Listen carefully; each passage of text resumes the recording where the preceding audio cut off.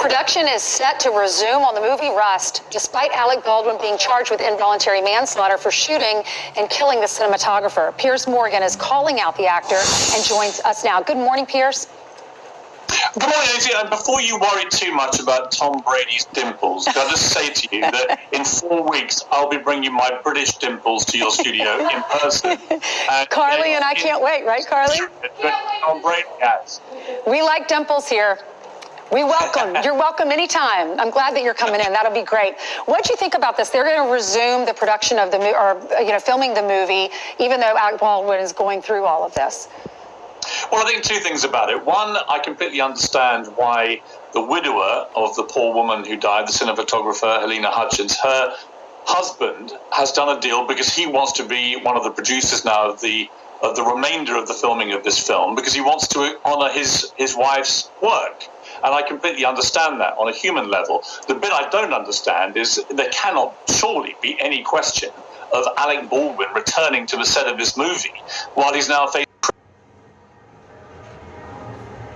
criminal charges for firing the gun that killed Helena Hutchins. I think that would be a complete shameful disgrace, and he should at the very least, say he's not going to do any more filming until he's been exonerated in a court of law.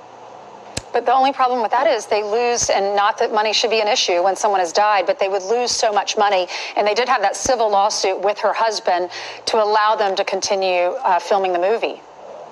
I understand that, and I understand on a human level why her widower feels the way that he does about honouring her work. But does it really honour her work to have Alec Baldwin, the man who fired the gun that killed Helena Hutchins, to be back on that set waving guns around? I mean, I wouldn't trust him to wave a crisp packet at me.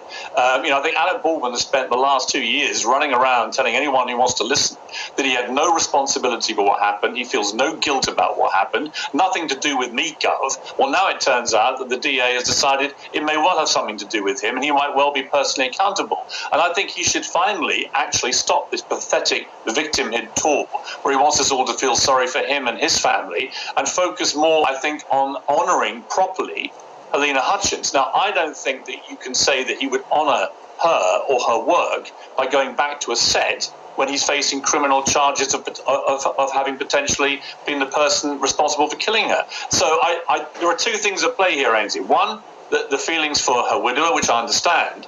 But really, are we going to see Alec Baldwin back in his cowboy hat waving guns around on the set of Rust? I don't think so. Yeah, no live ammo and no real guns are allowed on the set. Everyone watch his show. He has a great show on Fox Nation. It's every day at 4:30 p.m. And I saw over the weekend, did you see they announced the coronation schedule? I don't know if, I'm sure you'll be a part of it.